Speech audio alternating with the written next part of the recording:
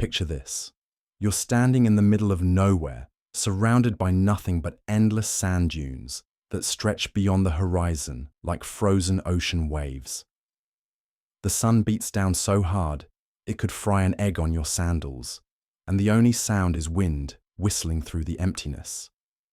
Now imagine choosing to walk across this hellscape with a bunch of camels loaded down with chunks of salt, hoping to trade them for gold on the other side. Sounds crazy, right? Well, for over 1,000 years, that's exactly what thousands of brave souls did, creating one of history's most incredible trade networks. Welcome to the world of Saharan camel caravans, where fortunes were made, lives were lost, and salt was literally worth its weight in gold. Most people think the Sahara Desert was just a big empty barrier that kept Africa divided. Dead wrong. This massive sandbox was actually the highway of the ancient world, connecting North Africa with sub-Saharan kingdoms in ways that would make modern shipping companies jealous. We're talking about trade routes that moved more wealth than some entire countries produce today. The secret wasn't avoiding the desert, it was mastering it. Let me paint you a picture of what we're dealing with here. The Sahara covers about 3.6 million square miles. That's roughly the size of the entire United States. Crossing it on foot would be like walking from New York to Los Angeles, then turning around and doing it again. Except instead of nice highways and rest stops, you get shifting sand dunes, scorching heat that can hit 120 degrees Fahrenheit, and the occasional sandstorm that can strip paint off metal. Oh, and did I mention there's basically no water? Yeah, good luck with that. But here's where it gets interesting. While everyone else was looking at this desert and thinking, nope, not happening, some enterprising traders figured out the math.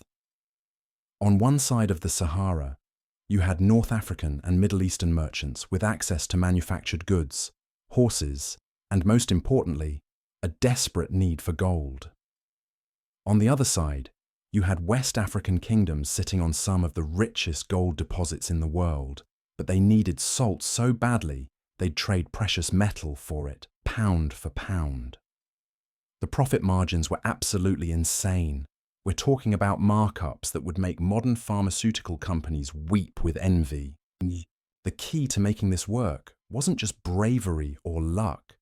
It was the humble dromedary camel. And let me tell you, these animals were basically the pickup trucks of the ancient world.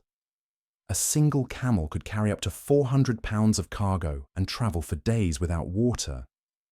They could handle temperature swings that would kill most other pack animals, navigate by instinct through trackless sand, and survive on vegetation so sparse it looked like the desert was having a bad hair day. Without camels, the trans-Saharan trade would have been about as successful as selling ice cream in Antarctica. Our story starts in one of the most brutal places on Earth, the salt mines of Taghaza. If you think your job is rough, wait until you hear about these guys. Taghaza wasn't a town or a city. It was basically a giant hole in the ground where men spent their lives cutting chunks of salt out of ancient dried lake beds. The working conditions made medieval dungeons look like luxury resorts. Temperatures regularly soared above 100 degrees. There was no shade, no vegetation, and definitely no air conditioning. The only reason anyone lived there was because the salt deposits were so pure and valuable that even the brutal conditions couldn't keep miners away.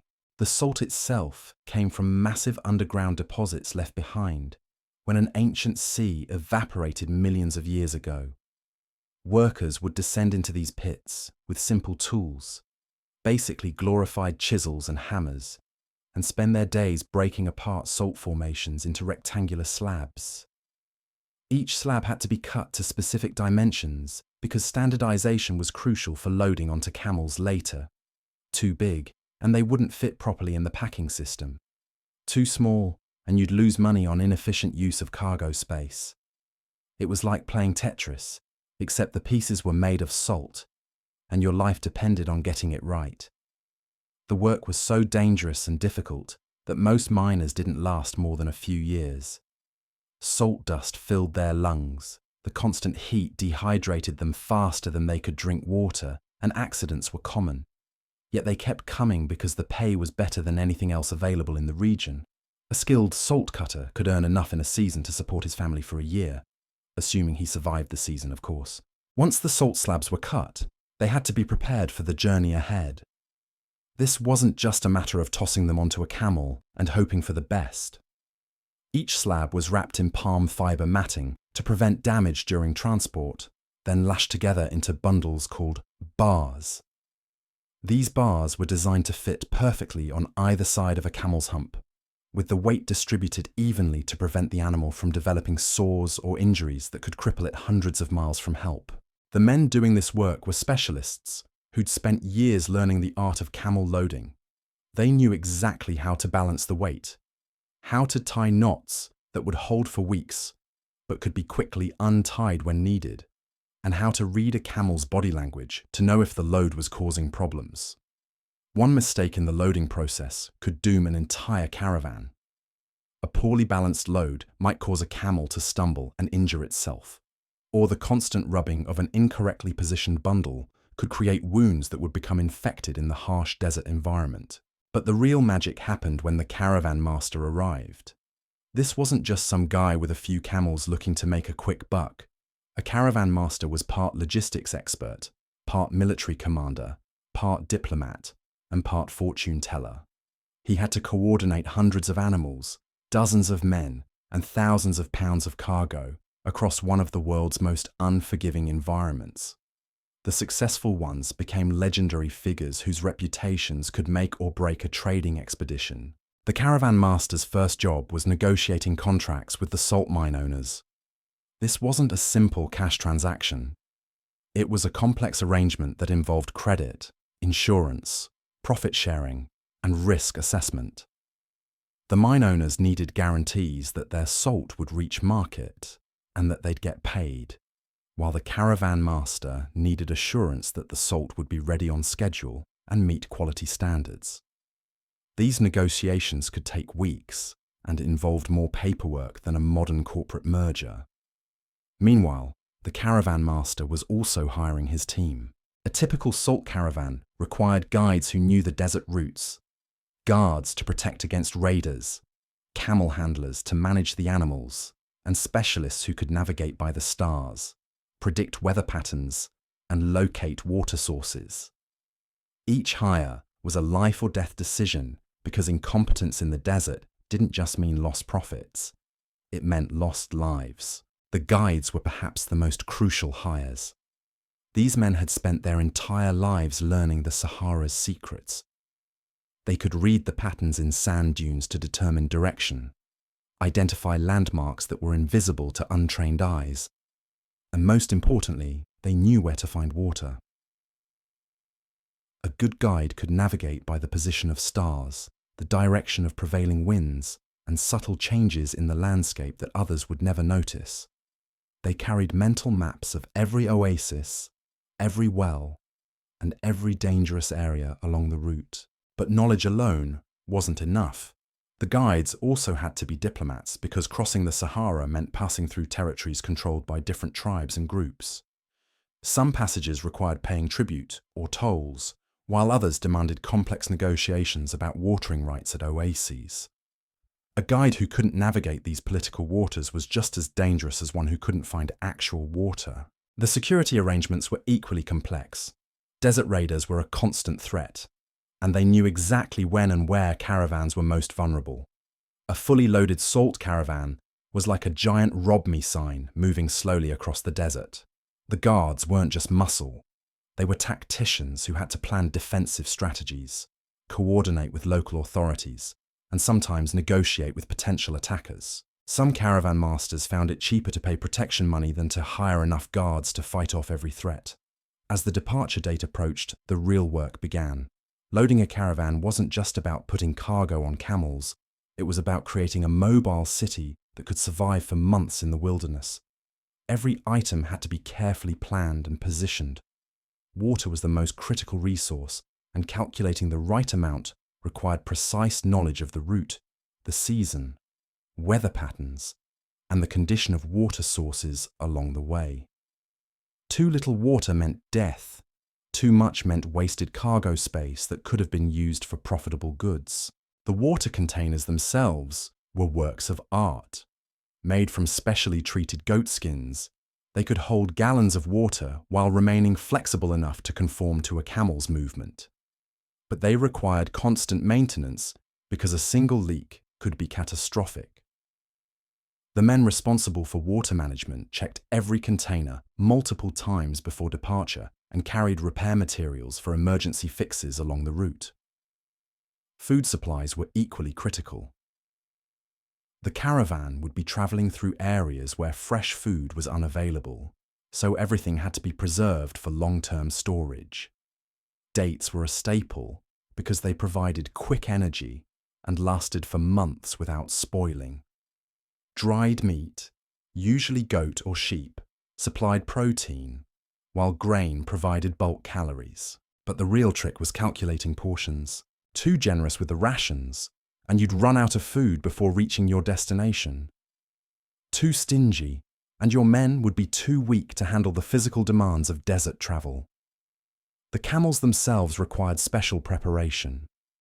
Each animal was carefully examined by experts who could spot potential health problems before they became serious issues. Feet were checked for cuts or infections, backs were inspected for sores that might worsen under heavy loads, and overall condition was assessed. A camel that seemed healthy at the start of the journey but had hidden problems could collapse days later, hundreds of miles from help. The loading process itself was like watching a carefully choreographed dance between man and beast.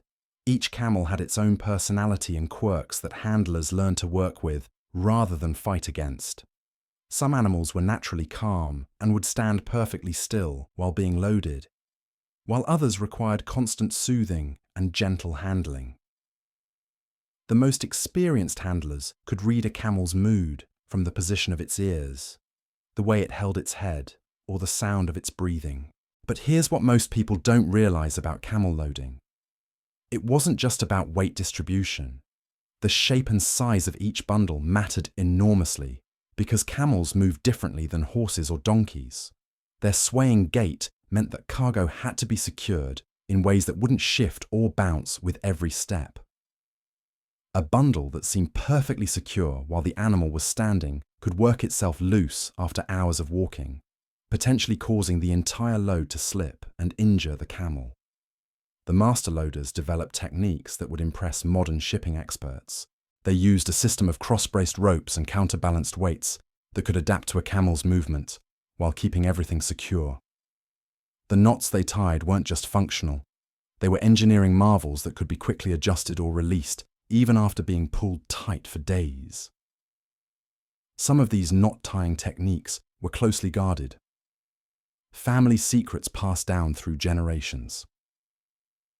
Once the loading was complete, the caravan master faced his biggest challenge yet: organizing the departure.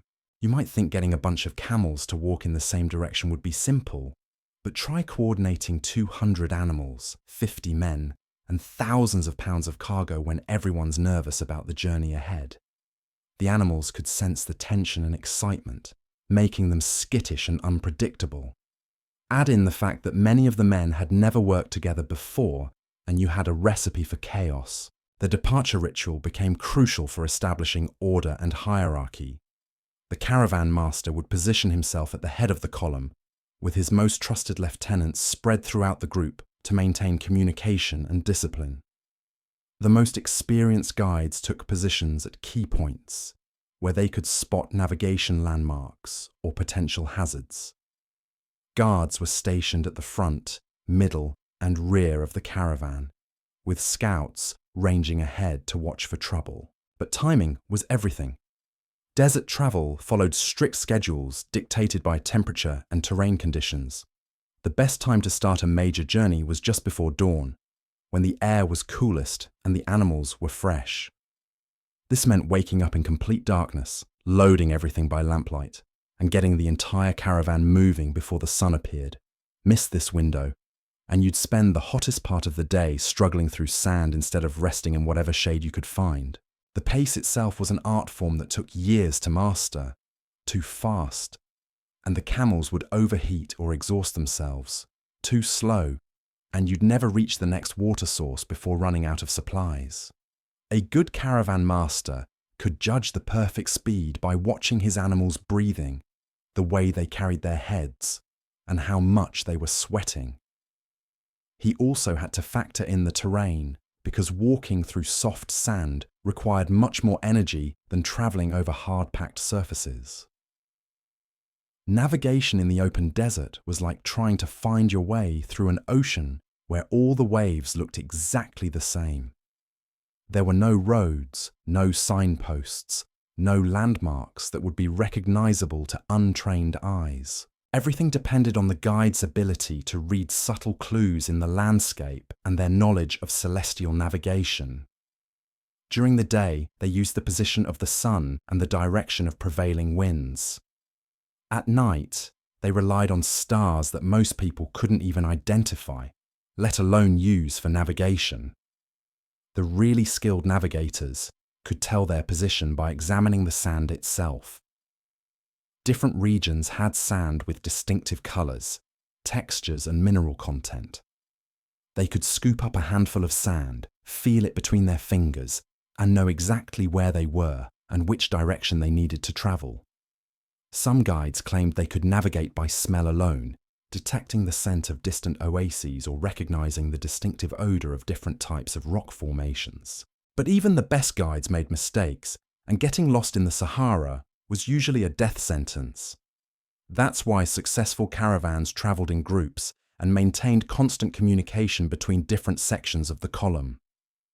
If the lead guide became confused or disoriented, there were backup navigators who could take over. They also used a system of signal fires and horn calls to coordinate movement and share information about dangers or route changes. The daily routine of desert travel was designed around survival, not comfort. The caravan would wake before dawn and begin moving while the air was still cool. By mid-morning, when the temperature started climbing toward dangerous levels, they'd look for any available shade and set up temporary shelters. This midday rest wasn't optional. It was a matter of life and death for both humans and animals. During these rest periods, the real work of caravan maintenance began. Every camel had to be checked for injuries or signs of distress. Loads were inspected and adjusted if necessary. Water containers were examined for leaks, and the precious liquid was carefully rationed. The men used this time to repair equipment, tend to minor injuries, and plan the next leg of the journey. But the heat wasn't the only enemy they faced. Sandstorms could appear with little warning, turning day into night and making navigation impossible. When a storm hit, the entire caravan had to stop and hunker down, covering themselves and their animals as best they could, while sand whipped around them at incredible speeds. These storms could last for hours or even days, and they consumed precious water and food supplies while making no progress toward the destination. The psychological challenges were just as dangerous as the physical ones.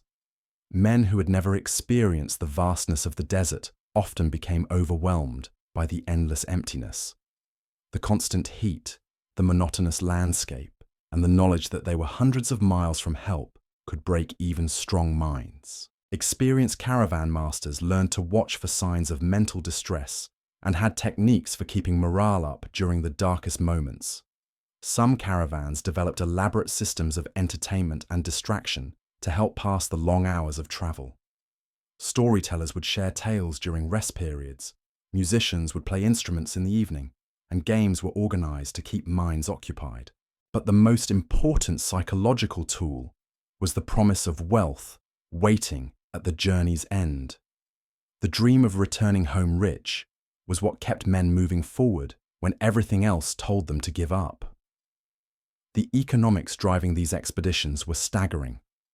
A successful salt caravan could generate profits that exceeded 500% of the initial investment. But the risks were equally enormous.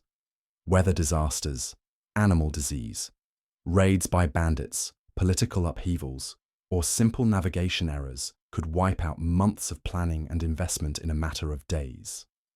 Some merchants spent their entire fortunes on a single caravan, betting everything on their ability to cross the desert successfully. The most successful caravan masters weren't just lucky, they were meticulous planners who left nothing to chance. They maintained detailed records of every route, every water source, every potential danger, and every political situation that might affect their journey. This information was incredibly valuable and was often kept secret or sold to other merchants for substantial sums. As our caravan pushed deeper into the Sahara, the true magnitude of their undertaking became clear.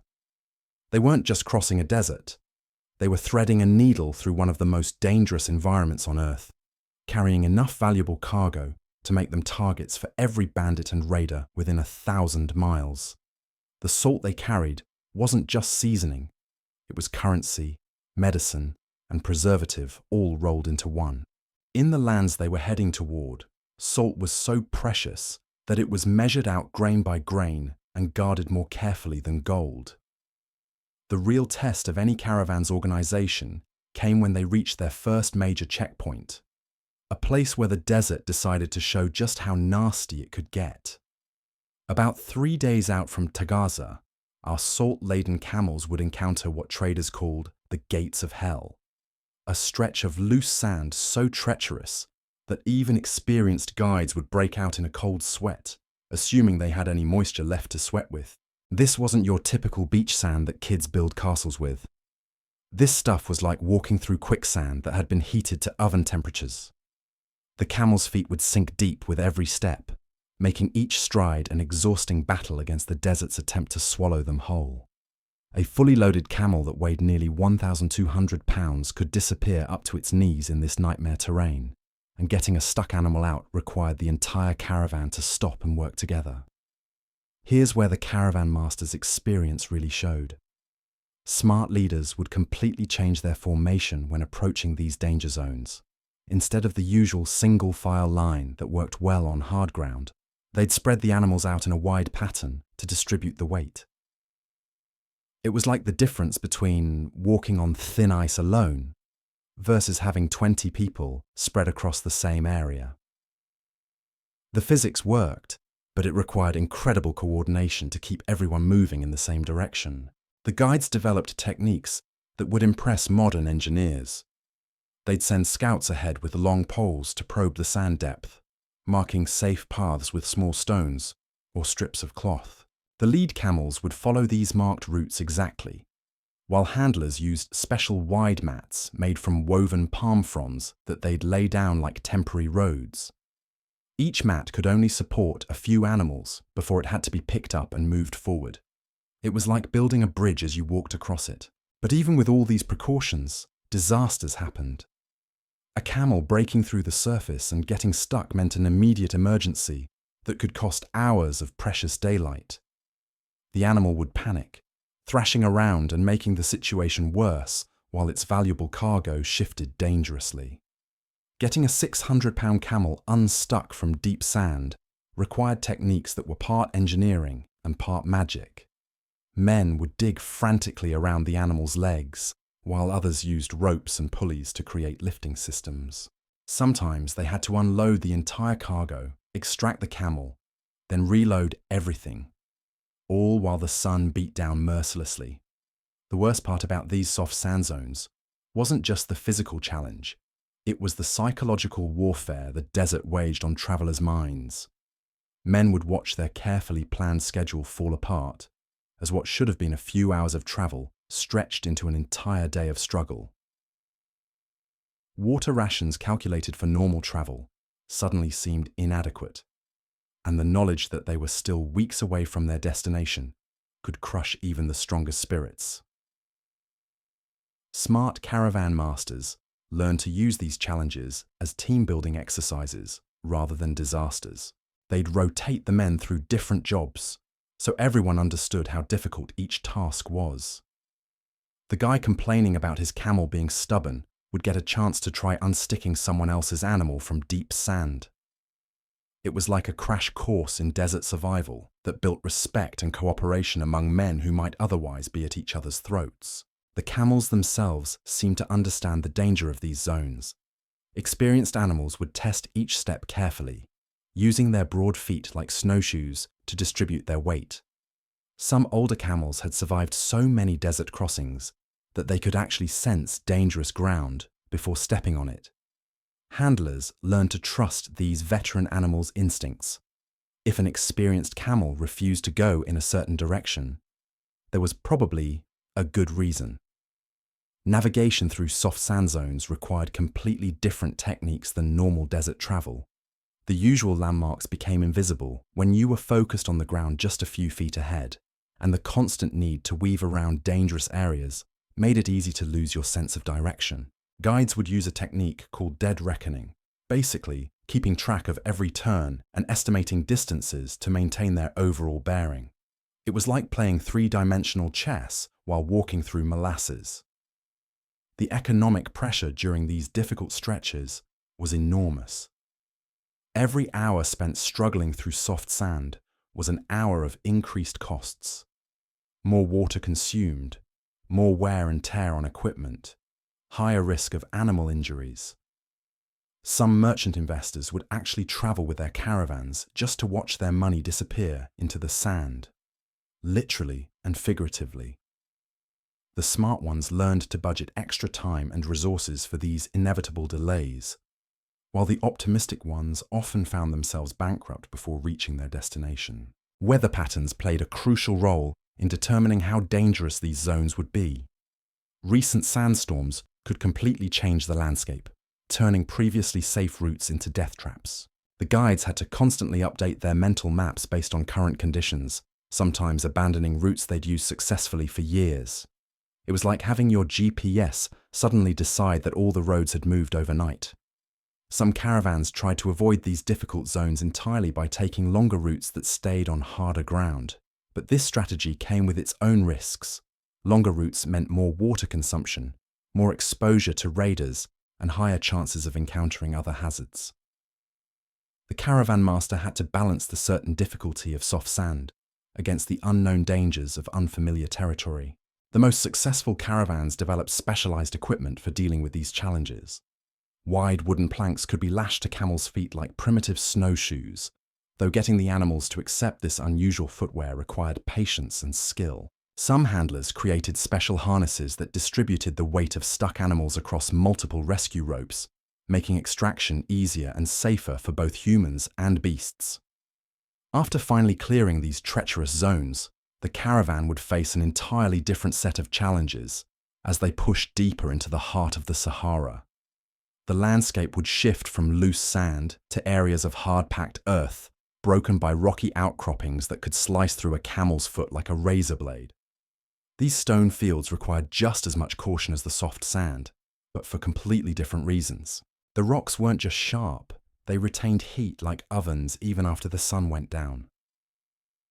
Walking across these areas at midday was like crossing a giant frying pan, and the reflected heat could push temperatures well above 130 degrees Fahrenheit. The camel's tough feet could handle the heat, but the constant impacts on uneven surfaces would gradually wear them down. A lame camel in the middle of nowhere was essentially a death sentence for both the animal and potentially the entire caravan. This is where the specialized skills of camel farriers became invaluable. These men could examine an animal's gait and spot potential problems before they became serious injuries. They carried tools for trimming hooves and materials for creating protective coverings when the terrain was particularly brutal. Some farriers developed techniques for making temporary shoes from thick leather or woven grass that could protect a camel's feet during the worst stretches. The navigation challenges in rocky terrain were completely different from those in sand. Instead of worrying about getting stuck, guides had to plan routes that avoided cliff faces, hidden crevasses, and areas where loose rocks could trigger dangerous avalanches. The sound of hundreds of camels walking across stone carried for miles, making stealth impossible and alerting any bandits in the area to the caravan's exact position. Water became an even more critical concern in these rocky zones because the hard surfaces offered no clues about underground sources. In sandy areas, Experienced guides could sometimes dig shallow wells where they suspected moisture might be found. But solid rock offered no such possibilities. When the water ran out, that was it. The psychological pressure of traveling through areas where no water existed anywhere beneath their feet added another layer of stress to an already dangerous journey. The heat reflection from rocky surfaces created optical illusions that could drive men mad. Mirages weren't just amusing tricks of the light, they were serious navigation hazards that could lead entire caravans miles off course. Inexperienced travelers would see what looked like lakes or oases in the distance and convince themselves that salvation was just ahead. Following these illusions could waste precious time and resources, while leading the caravan away from actual water sources. Some of the most experienced guides learned to use these mirages as navigation tools rather than obstacles. They understood the atmospheric conditions that created different types of illusions and could actually use them to determine direction and estimate distances. It was like reading a language written in light and heat that most people couldn't even see, much less understand. The constant threat of equipment failure became more serious in rocky terrain where replacement materials were impossible to find. A broken water container that might be inconvenient in sandy areas became a potential death sentence when traveling across stone fields, where no plants grew that could provide repair materials. Caravan masters learned to carry extra supplies for the most critical equipment, but space limitations meant making difficult choices about what backup gear was worth the wait. Animal behavior changed dramatically in these harsh environments. Camels that had been relatively docile in easier terrain would become skittish and unpredictable when stressed by the combination of heat, difficult footing, and the absence of any vegetation. Handlers had to develop new techniques for managing animals that were operating at the very edge of their endurance. Some camels would simply refuse to continue, lying down and refusing to get up, despite all encouragement or threats. The social dynamics within the caravan also shifted under these extreme conditions. Men who had been friends during easier parts of the journey would snap at each other over minor issues when pushed to their physical and mental limits. Water rations that had seemed adequate in cooler conditions suddenly felt impossibly small when every breath burned their lungs and every step drained more moisture from their bodies. Experienced caravan masters learned to recognize the warning signs of group breakdown before they became serious problems. They'd adjust rest schedules, redistribute work assignments, and sometimes even sacrifice valuable cargo to reduce the physical burden on struggling animals and men. The decision to abandon merchandise that had cost months of planning and substantial investment required incredible judgment about what was truly necessary for survival. But for all these challenges, the successful caravans that pushed through these hellish zones were building something more valuable than just profits. They were creating the commercial networks that would connect civilizations across an entire continent. Every successful journey proved that the impossible was merely difficult, and each caravan that reached its destination safely made the next journey slightly less dangerous for those who followed. The real heroes of these expeditions weren't the wealthy merchants who financed them or the caravan masters who led them. They were the ordinary men who shouldered 100-pound packs, coaxed exhausted animals across impossible terrain, and somehow maintained their humanity in conditions that would break most modern people within days. These forgotten pioneers were writing history with their footsteps, creating trade routes that would last for centuries, and connecting cultures that had never known the other existed. As our salt-laden caravan pushed deeper into the furnace of the Sahara, they carried more than just valuable cargo. They carried the dreams and desperate hopes of everyone who had invested in their success. The accumulated knowledge of generations of desert travelers, and the fragile thread of commerce that connected two vastly different worlds across the most unforgiving landscape on Earth. The moment our caravan finally spotted the dark smudge of Bir al Ghanem on the horizon, you could practically feel the collective sigh of relief ripple through 200 exhausted men and animals. This wasn't just any oasis, this was their lifeline, the difference between making it to Timbuktu or becoming another collection of bleached bones that future travelers would use as grim mile markers. But here's the thing about desert oases that most people don't realize. They weren't free public rest stops where weary travelers could just waltz in and help themselves to whatever they needed. Every major oasis was controlled by somebody, and that somebody expected to get paid. The politics around water rights in the Sahara made modern corporate negotiations look like playground disputes. Our caravan master had spent months before departure negotiating access agreements with tribal leaders, paying advance fees, and arranging letters of credit that would be honored at oases hundreds of miles away. Miss one payment or show up without the proper documentation, and you could find yourself staring at life-saving water that might as well have been on the moon. The economics were brutal but logical. These oasis settlements survived by controlling the most precious commodity in the desert, and they weren't running charity operations. A single camel needed about 10 gallons of water after days of desert travel, which meant our caravan required over 2,000 gallons just for the animals. Add in the human consumption, cooking needs, and topping off water containers for the next leg of the journey, and you're looking at enough water to supply a small town for a week. But water was just the beginning of what made oases so valuable.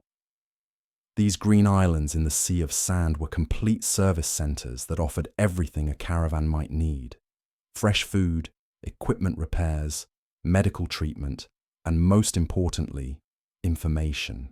The merchants and travelers who gathered at these watering holes created informal intelligence networks that were more reliable than any official news service. You could learn about political upheavals, bandit activity, weather patterns, and market conditions that might affect your journey and your profits. The arrival protocol at a major oasis was like docking at a busy port. You couldn't just show up and start unloading. There were customs officials to deal with, fees to pay, and spaces to negotiate. The best camping spots near the water were reserved for caravans that paid premium rates, while latecomers or cheapskates found themselves setting up camp on the dusty outskirts, where every gust of wind filled their food with sand. It was capitalism at its most basic level, where supply and demand were literally matters of life and death. Our caravan master would send advance riders ahead to announce their arrival and begin negotiations while the main group was still hours away. These scouts carried letters of introduction, proof of payment for water rights, and samples of the goods they were carrying for potential trading opportunities. By the time the loaded camels finally reached the oasis, deals were already being struck and spaces allocated for the hundreds of animals and dozens of men who needed care and rest. And that's the story of how chunks of salt became the foundation of one of history's greatest trading empires. These desert warriors didn't just move cargo, they moved civilizations closer together, one grueling step at a time. The next time you sprinkle salt on your dinner, remember that what seems ordinary to us was once precious enough to risk everything for. Those camel caravans proved that, with enough determination and really good planning, even the world's most impossible journeys become just another day at the office.